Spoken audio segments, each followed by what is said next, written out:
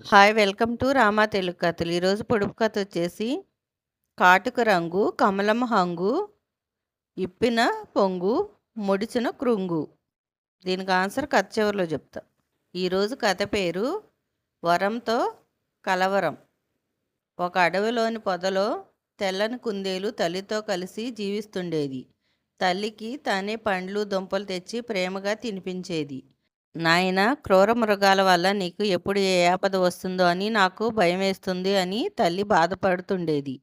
ఎలాగైనా సరే తన తల్లి దిగులు పోగొట్టాలని ఆ బుజ్జి కుందేలు అనుకుంది. శివరాత్రి రోజు ఉపవాసం చేసి శివుణ్ణి ప్రార్థించింది. శివుడు ప్రత్యక్షమై వరం కోరుకోమన్నాడు. స్వామి, మా అమ్మ సంతోషించేలా నన్ను అడవికి రాజు చేయమని కోరింది. శివుడు నవ్వుతూ తదాస్తు అన్నాడు. మరుక్షణం తన రూపం మారిపోయేసరికి పిల్ల కుందేలు పక్కన